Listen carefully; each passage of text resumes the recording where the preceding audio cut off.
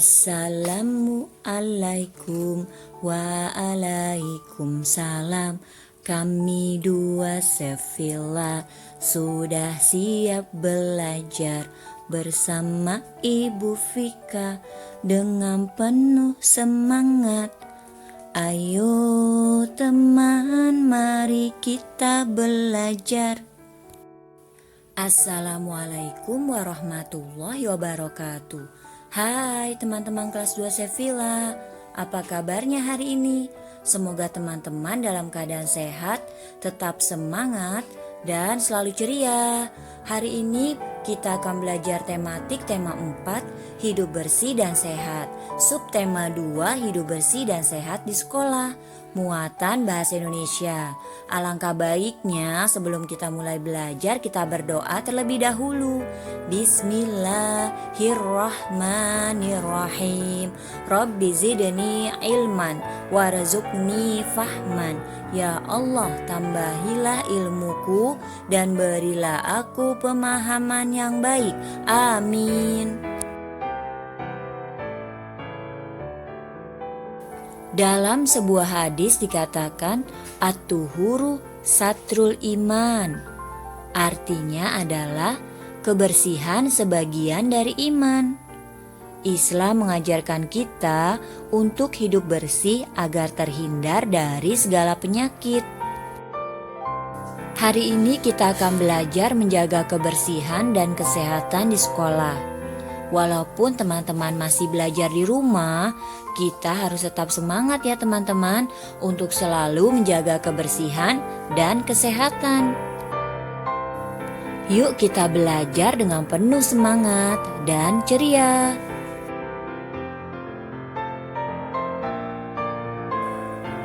Teman-teman lebih suka belajar di kelas yang bersih atau di kelas yang kotor? Tentu semua akan memilih lebih senang belajar di kelas yang bersih. Nah, berikut adalah ciri-ciri kelas yang bersih. Pertama, tidak ada sampah yang berserakan. Lalu yang kedua, meja, kursi, dan semua peralatan tersusun dengan rapi. Lalu yang ketiga, sirkulasi udara dan cahaya baik. Yang keempat, ruangan kelas tidak berdebu. Ketika kelas kita bersih, maka kita bangga. Kelasku bersih, aku bangga. Teman-teman tahu manfaat kelas yang bersih? Yuk kita cari tahu apa manfaat kelas yang bersih. Yang pertama, kelas akan terlihat lebih indah. Yang kedua, kelas akan memberikan kenyamanan kita untuk belajar. Yang ketiga, semua siswa dan siswi akan terhindar dari penyakit. Yang keempat, semua siswa akan menjadi sehat.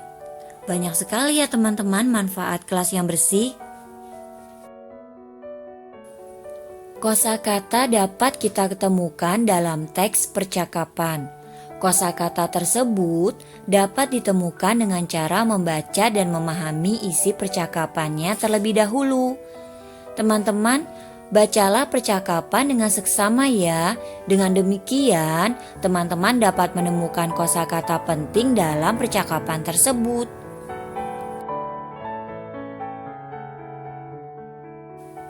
Berikut ini ada percakapan tentang kegiatan membersihkan kelas. Yuk sama-sama kita membacanya. Dimulai dari ibu guru yang menjelaskan.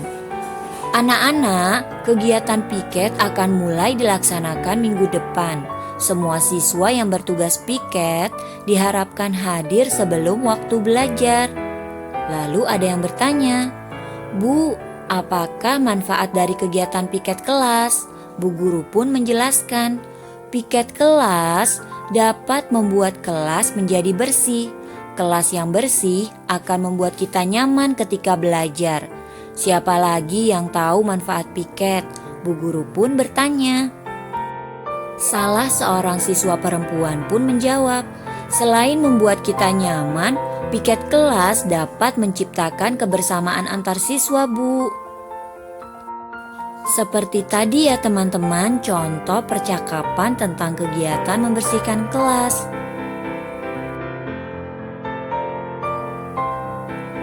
Kosakata tentang lingkungan bersih yang kita dapat dari percakapan tadi. Ada kosakata yang pertama, bersih. Yang kedua, apalagi ya teman-teman? Ada kosakata piket yang kedua. Lalu yang ketiga ada kosakata sehat. Yang keempat, rapi. Kita akan kembali belajar membuat laporan sederhana. Caranya yang pertama, teman-teman harus perhatikan gambar dengan cermat. Yang kedua, setelah teman-teman memperhatikan gambar, teman-teman akan mendapatkan informasi dari gambar tersebut. Lalu yang ketiga, teman-teman sudah bisa melaporkan hasil pengamatannya secara lisan atau tulisan. Yang keempat, teman-teman sudah langsung bisa membuat laporannya dalam bentuk cerita atau karangan. Nah, sekarang apakah teman-teman sudah bisa membuat laporan sederhana?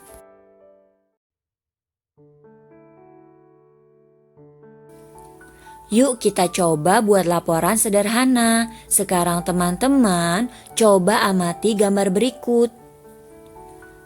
Ada siswa-siswi yang sedang membersihkan halaman sekolah, ada yang menyapu halaman, ada yang mengepel lantai, dan ada juga yang membuang sampah ke tempat sampah. Sekarang teman-teman sudah mendapatkan informasi dari gambar tersebut, lalu teman-teman sudah bisa melaporkan hasil pengamatannya baik secara tulis maupun lisan.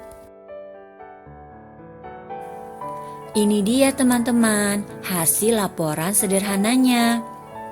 Yuk kita baca dengan lafal dan intonasi yang tepat.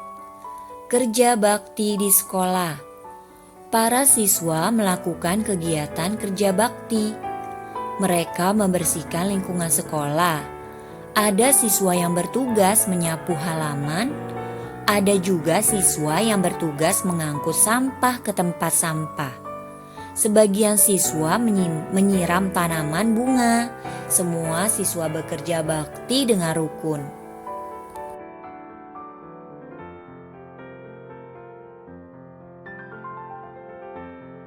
Kita sudah membaca laporan sederhananya menggunakan intonasi dan lafal yang tepat. Intonasi adalah tinggi rendahnya nada pada sebuah kalimat. Jadi ketika teman-teman membaca sebuah teks, bacanya harus ada nadanya, tidak boleh datar saja. Seperti ini. Para siswa melakukan kegiatan kerja bakti. Mereka membersihkan lingkungan sekolah. Tidak boleh seperti itu ya teman-teman. Kita harus ada nadanya seperti ini. Para siswa melakukan kegiatan kerja bakti. Mereka membersihkan lingkungan sekolah. Selain ada nadanya, terdengar lebih jelas ya teman-teman. Lalu lafal adalah cara pengucapan bunyi bahasa. Ketika ada kata kita, maka harus dibaca kita, bukan pita. Atau ada tulisan fitnah, maka harus dibaca fitnah, bukan pitnah. Paham ya teman-teman?